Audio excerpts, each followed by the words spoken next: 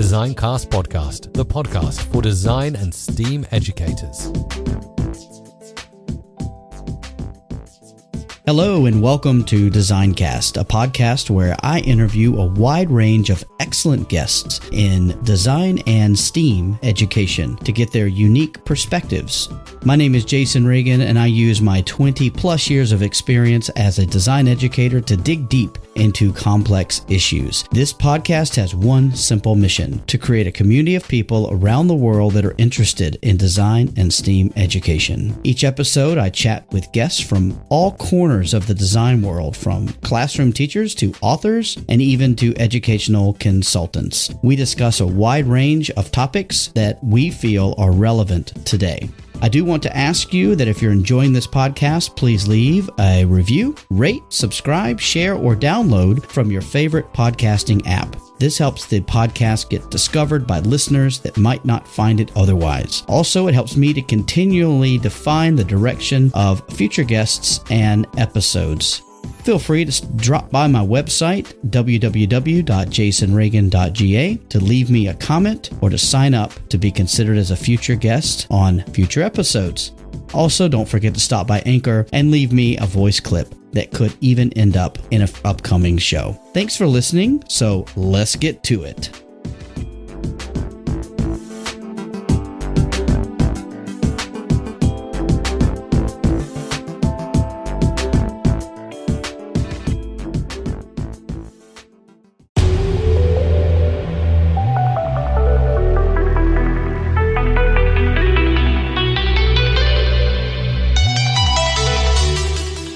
All right, guys, welcome back to another episode of Designcast, and I am so excited to share with you the discussion I had with Jonathan and Damien at STEM Punks. And STEM Punks believe that STEM education should be available to everyone and provide an experience that caters for individual needs and different skill levels.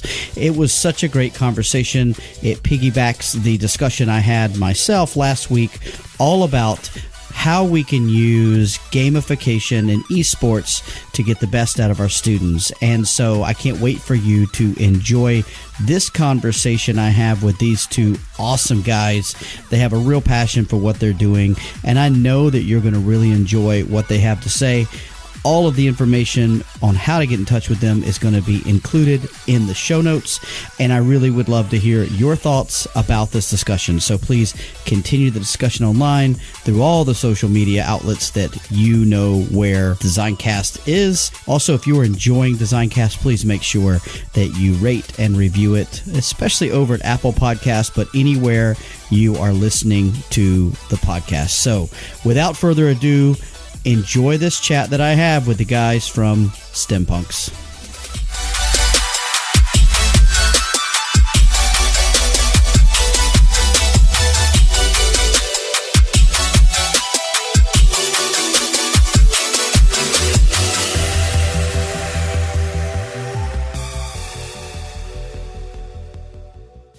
This podcast is a proud member of the Teach Better Podcast Network. Better today, better tomorrow, and the podcast to get you there. Explore more podcasts at www.teachbetterpodcastnetwork.com. Now let's get on to the episode. Welcome back to another episode of Designcast. And guys, I'm so excited to have the fellas from STEM Punk here. Guys, how you doing? Just cruising in Brisbane. It's rained a little bit today, but other than that, it's pretty nice down under right now. So yeah, we're just in that afternoon, late afternoon time of the day. Starting to wind down a little bit. So it's great to chat with you. Yeah, I am so excited that we were able to make this happen. And so I've got Damien and Jonathan here. So guys, do you mind introducing yourselves and talking a little bit about what it is you do? We're with STEM Punks, and we've been traveling around Australia and the world, and starting a little bit more global now about helping students with STEM education programs. So we make it industry aligned. We have lots of fun. We bring in new STEM tools, and we also mentor schools that don't really have, schools and teachers that don't have a lot of knowledge. We bring them from pretty much rookies, and we get them into being pretty much pros within a couple of years. So we have a lot of fun doing that, and we have a lot of fun along the way. And we've just started our brand new program, which is called Innovation Sports. But I'll swing it over to Jonathan, and he can talk a little bit about what his role is. Yes, sweet, thanks. Yeah, so Jonathan, I've been in education for 22 years, and originally teaching was my sort of get a real job. Got sick of being a poor art student. And then somehow sort of this journey that you go on as a teacher, I'm sure many people listening have also, gone here, there and everywhere in their careers, ended up like working with STEM, science, technology and engineering and maths, etc. And absolutely loving it. I guess for me, it's like it's different departments working together with STEM. You've got at least 4 departments in the school technically like working together, collaborating, and that's not always easy in schools to make that happen. And also I love the project-based learning sort of side, the problem-solving side of STEM, and that really lets us bring, we do a lot of arts and design stuff. You can really bring in that human element. So it's a great love. For Damien and myself, we've been a lot of years in schools. We know a lot of the frustrations.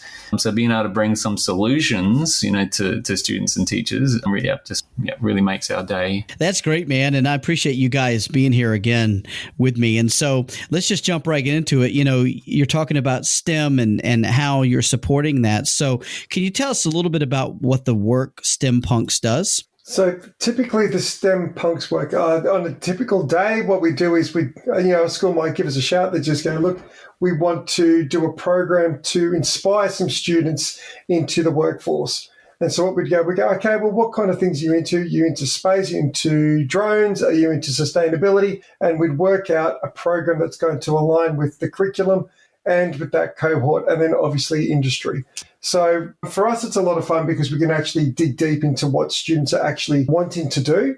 And we also get to help out teachers because when we go out and do a day's work with a teacher, we can usually leave behind a bit of a legacy and some programs that they can do when we leave. But the students can get a bit of an insight about what work could be in the future as well. So we're in a pretty fun position. Jonathan and I get to travel around quite a lot. It's nice. Qantas is a pretty good airline, so it's a little shout out. Feel free to give me any. It's Qantas. So we're in a pretty fun position where we get to travel around Australia and the world's opening up pretty quickly. So I don't know. I was going to say, anyway, that link you were talking about to the career ready and that link to the real world is something that it gets hard to do in school. You've got so much on your plate curriculum wise and delivery wise. So being able to bring that outside real world perspective, linking it to jobs, etc., works really well. And if I can say, probably the other thing that's really embedded in what we do is the design thinking process. And not just as a concept, but how you actually do that, like with kids and in classrooms, that we find makes a massive difference to what we're able to achieve with kids. And so when you guys travel around to places, what kinds of things do you do when you get to these locations in these schools? So it would always depend on what does that school need. And, for example, we went up to a school not long ago, Jonathan and I, we did a road trip in the Tesla, which was pretty good fun because in Australia there isn't that many charging ports. So you kind of have to really map out your route. It was what we call regional or country Queensland. It's unreal. Like that spot, it's up in Bargara and near Bundabergs. If anyone knows that, or look it up. But that school wanted a sustainability program. And so what we would do is we go through the sustainability challenges and we'd say, what kind of challenges are you interested in? So then we'd go through design thinking protocol. We use our model on the design thinking process, and then we'd give the students a couple of STEM tools and we'd say, right, here's the problem. How would you solve it? And what is that world going to look like after you've solved it? So we give them lots of fun challenges along the way. We bring lots of rotations at the start of the day. But I think the main part for us is we want to go there to inspire students. And not only once we inspire students, we want to inspire the teachers there on a different way on how you can actually teach some of these courses. Because we all know, you get put into a system and you learn the system, and then a lot of the time you just got to tick the boxes to keep yourself alive. And over the last couple of years, I can't blame anyone for doing that. But I think every teacher in the last couple of years has learned a lot of lessons, and we should try and band together a little bit and make life a little bit easier, a little bit more enjoyable. And so if it's going to be more enjoyable for us, it's going to be more enjoyable for the students. Yeah. So. And I think even with that example, doing the UN sustainability goals with those students, probably another thing we love to do, Jason, is ask the students, like give them that space, etc. So, design thinking is a bit about that. You're asking them to design and make something, so for a start, if you're using that process, you're putting the onus on the students and you're giving them that space for their ideas. But we even learn a lot as well. Apparently they're doing, this is like a coastal area in Queensland, and the kids were telling us about all these projects like coral farming, like a farm for coral, growing coral, which we'd never heard of. But, as far as sustainability, it's just this amazing idea. And then they're able to develop that. We were using Minecraft as a build tool with that school for their idea. And then they're able to actually make it, within that day and show it to us and show it to, their principal, etc., show off their ideas. And that's what we've got to be honest. That's partly what's so exciting is seeing what they come up with. Yeah. Yeah. It's a different day. Every day. It's a certain mentality that likes that. We know it's not cut out for everyone going to a different venue or a different kind of work every day, but if you like it, it's pretty good fun. Awesome. It sounds like you guys are doing some really great work. It's super exciting to hear. And so I want to kind of focus now on, you mentioned Minecraft. Can you guys tell me a bit more about, how you're using Minecraft and then how that's leading into your more current initiatives? A little while ago, we noticed the trend of esports. Right, like a hand up to it. We looked at it and we're like, we understood that teachers liked it, and I'm not a gamer personally. Jonathan is a little bit. I've been involved in rugby coaching, AFL coaching, all kinds of footy all my life. So I've always been in sports. So I looked at the esports and I was going, look, there's something here, but I don't know what it is, and I don't know how to get that past admin into schools, because, we did go down, we did have a look at it, and we did play, I think it was Just Dance and Mario Kart. We had a crack at that. And then we just go, look, for us as a STEM education company, we didn't know how there was too much collaborative thinking and research going on. And we didn't really know how that was, aligning to our philosophies and our values. So then we did our own design thinking process. We said, how do we actually get this past admin? How do we get this past parents going, why are my kids playing Minecraft? And then we just said, right, let's think about it. And that's how we ended up morphing this into a design thinking challenge that uses Minecraft as a tool. And next year we'll be using other tools inside the innovation sports, but this year is Minecraft is the tool. And then the students use the design thinking model. We teach them how to create a club. Inside a club, there is the team managers, there is the graphic designers, there's the coaches, there's the leaders. And we actually go through that whole process on how to create a sustainable club within the school. And that's turning out to be an absolute awesome little ticket that we never thought it was going to be as well. We're talking about today, Jonathan and I. We never thought it was going to be as popular as it is already. And we're into April. What are we in, May? Anyway, so this early of the year, we never thought that we'd have so many schools from around the world that want to be a part of it, which is great for us because, we do have the platform on how to make that community, not only with the students, but with the teachers. So we start to use technology for the better rather than the technology using us. Yeah, and there's just been so many great stories come out of our clubs and schools already. Like even today, I was talking to an IT admin at a school actually, because obviously you rely on them for some of the technical setup and allowing things, etc. And even he was saying, how great it is in terms of, like a lot of schools, Minecraft is very popular. So you will sometimes, let's be honest, if kids have access to Minecraft, they will get on there and spend a lot of time playing. Now, some of that can be constructive, but not all kids are self-managing in that sense. But for this guy who's an IT admin to, off his own bat, come out and say it's great because this gives them that structure. They're doing Minecraft that they enjoy, but it's giving them the constructive structure, around what they're doing, and he was excited about it and doing everything he can to help, get it happening at his school. And I thought, well, that really says something to me. If even the IT admin is kind of seeing it from that perspective, that's just one little story. Yeah. from another on top of that, Jonathan, is the inclusion aspect. Now we've at STEM Punks, we've always shot for equity and equality within education. That's what we aim for. We give it a red hot crack. We've got ambassadors of STEM Punks ambassadors around the world, definitely in Ghana and Vietnam. For us, we just wanted to make sure that students, maybe the students that didn't want to play rugby or maybe didn't want to play netball or go sprinting, had another option to compete and represent their school and their region and their council or their state. Because we just go, why not? Like, I remember, I'm putting myself in it here. It's like, I remember this is not long ago. This is in Greenleaf area of Brizzy. And you just go, look, students in year 6, like the whole cohort, if they didn't want to go to a sport that day, they had to go along anyway. And they just had to tick names off on the buses. So if they didn't want to play a sport, they had to go because the whole class went. And I went, there's no way we can get away with, like, the world's just changed. The world's opened up. There's more options. And that's what we wanted. We just said, why don't we give the students that don't want to go off an opportunity to do something that's still fun, they're still learning, but they're still competing. So you still get this competitive element, but in a school setting. So schools have just gone, look, this is really rad.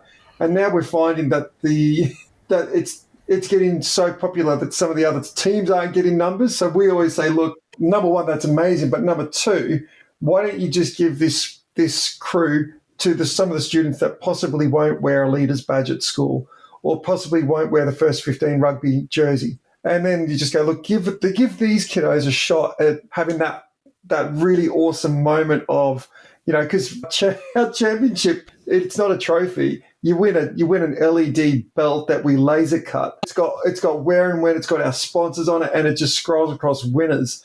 Yeah, so it has a battery and it's got a little microcontroller and everything in the belt. And you tell them, Damien, it's like a wrestling championship belt. That's how it came. It's better than a WWE one. It's nice. Absolutely ridiculously awesome, and having a school that there was one school that won one of the comps way out west in Queensland, out in the outback. This is the outback, and to take that back, and they walked it all around, and there was all the year 12s there, and there was these year 5, year 6 kiddos that won it. They were the heroes of the school. You know what I mean? I was just like, that is such a rad feeling for us. We're just like, enjoy it. Like, this is a making memories kind of moment, and that's what we're really into. It's just like, how do we inspire some students? And then, because if you think about the STEM that goes into building that belt, there's coding, laser, there's design thinking. Again, there was a lot of iterations to that. We screwed a lot of them up. It was great. It was great. That's awesome. I love it. That's so much fun. And I'm picturing it in my head right now. So I know that's got to be super cool. And so it sounds like you guys are having in-person competitions. Do you also have like online options for that as well? Yeah, definitely. Obviously the face-to-face one's really fun to get everyone together. But the last couple of years, it's been obvious you've got to have those online options. We don't always know what's going to happen in terms of public health orders and et cetera, et cetera. And it's still an ongoing concern. So that's one reason that we've got the online ones happening. But also it's just so that more kids can compete and get the opportunity, really. So we've got a large library competition happening across our state here in Queensland at the moment. But we're actually in the process of opening it up for basically set up other cups and leagues right now for online. And it looks super cool because Jonathan nailed it just before. We've gone through so much of being locked down, locked in, and locked out. So we had to figure out a way where the students weren't getting impacted, because that's still a massive part here. Like teachers, I don't know how it is in the rest of the world, but teachers are getting crook left, right, and centre. And so not always can you have teachers going off events, or not a lot of the time they don't want external people coming into the school. So then we said, well, how do we get into your school with not being there? And that's why these online competitions, they're just working really well, because, again, it's making this community of not only students that can see what other builds have happened, but, again, it's getting these teachers on board. And we're just going, how do we all help each other rather than we don't all have to create the same thing for the same outcome. Why don't we all just share a lot and have a lot of fun along the way? So think that's been our philosophy. And Jason, there's probably two parts to that. One is, you've got to have the online serves, etc. So we actually have a sponsorship with Apex Hosting. They're sort of one of the best known Minecraft hosting services. And so currently we've got up to 50 build plots in one of our online worlds where people, just seeing that many clubs and teams come in and building in that kind of shared space, as you start to see all those build plots get filled in, that's just incredible. So there's that setup that makes it possible. And then, of course, we've got a really comprehensive online class, which is especially for the coaches. So when you get a school and you have a coach who's going to drive the setup of that club, so it's got all, the information, et cetera, in there as well. So that's just about that enabling, giving people the option, like I can dip in and out and figure out the setup stuff when when they have time, as well as, what the students need. It's all in there. So they can be as self-sufficient in participating as possible. Yeah, it's going good. So let's say I'm a teacher and I am listening to this podcast and I want to get involved.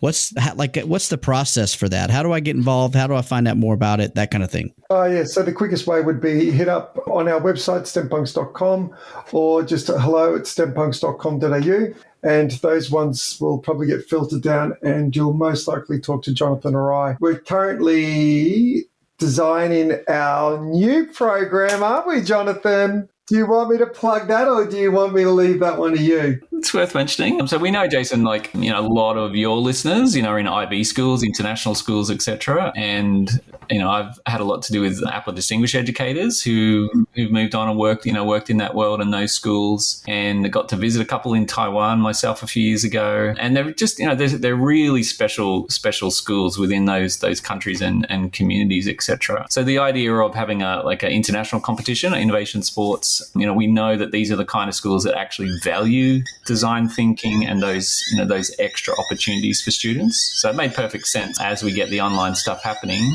to start chatting to IB schools. So we're in that process right now. We've been privileged to chat to Lenny Dutton, who's one of the IB curriculum managers. She's given us some great ideas, and I've actually had a ton of fun today mapping our design thinking based kind of game process that we use for innovation sports. So I've had fun today mapping that with some of her MYP design roadmap and seeing what are the links as well with the learner profiles and probably all of your listeners who used to design thinking, etc. If you're doing IB and design thinking, all those links are there.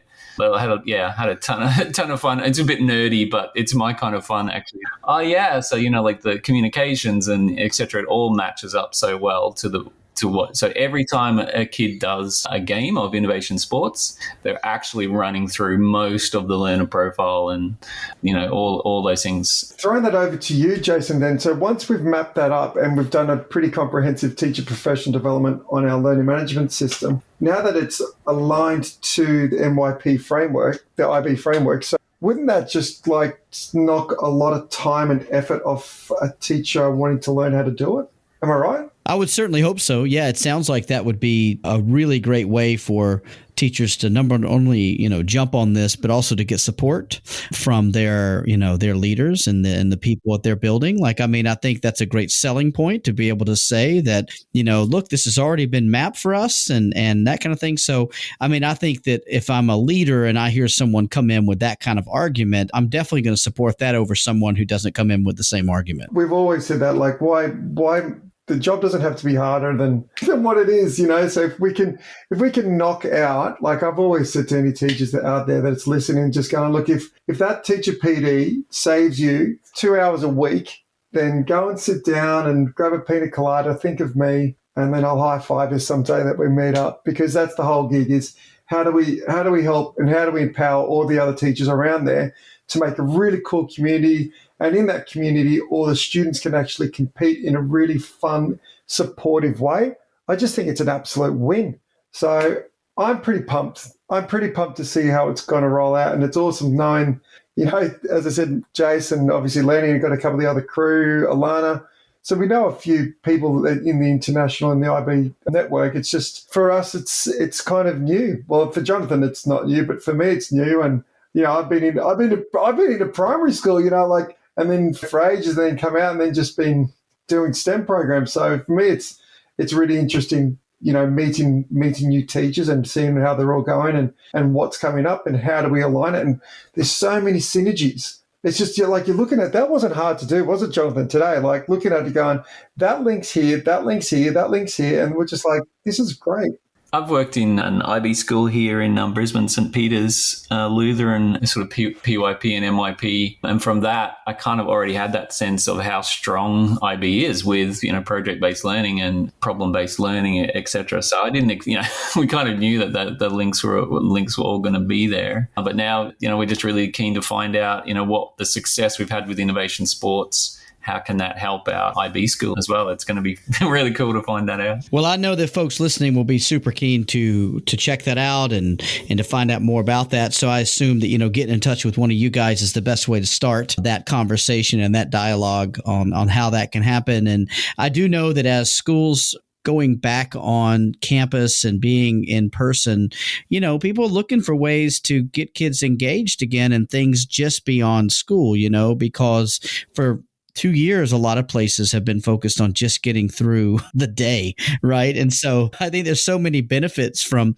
having opportunities to compete in a friendly environment, but also where you're trying to make each other better and all these different things. I think is great. And I know that, kids are super into, innovation and this whole idea of innovative sports. So I know that you guys have got a winner there, so I'm really excited to see what you have. And this is exciting. I mean, I'm really stoked. No, you're coming along for the ride, Jay. So Heck don't yeah. worry about that. Heck yeah, man. I'm ready. Sign me up, buddy. Sign me up. Yeah, I think the best way probably get in touch, as I said, would be hit us up at hello@stempunks.com.au or hit just me or Jonathan up on LinkedIn or Twitter is StemPunksAU. Is that correct, Jonathan? Yeah, you're the king of Twitter. _AU on Twitter. Or Insta, or Face. Teachers know the drill. You'll be able to find us. They do, yeah. And I'll have all that in the show notes, so don't worry. There'll be plenty of places for folks to reach out and get in touch with you. And yeah, this is super cool, man. Like I literally could sit here and talk to you guys all day. I know that it's approaching dinner time and stuff for you guys, and you've got stuff going on, but this is really great. And I do not think this will be the last time we hear from you on this podcast. So I am looking forward to to chat about it too. I'd love to hear that. I'd love to hear some teachers and maybe even some students, talk about their experiences and that kind of thing. But you like that, huh? Yeah. See what I did there? But no, this is great. I really appreciate it, guys. And I appreciate you making time to chat with me today. Of course. No worries. Yeah. Thanks. And I hope everyone's well out there. Stay well and stay happy. And hopefully we'll be able to chat someday. All right. Yeah. Thanks, guys. Great.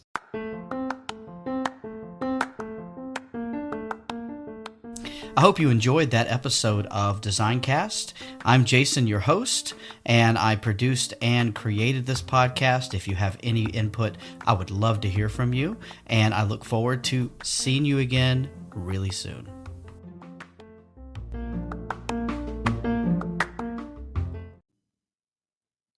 Hi guys, this is Jason from DesignCast, and I'm here talking to you about Anchor. If you haven't heard about Anchor by Spotify, let me give you a rundown. Basically, it's the easiest way to make a podcast with everything you need all in one place. So here's how it works.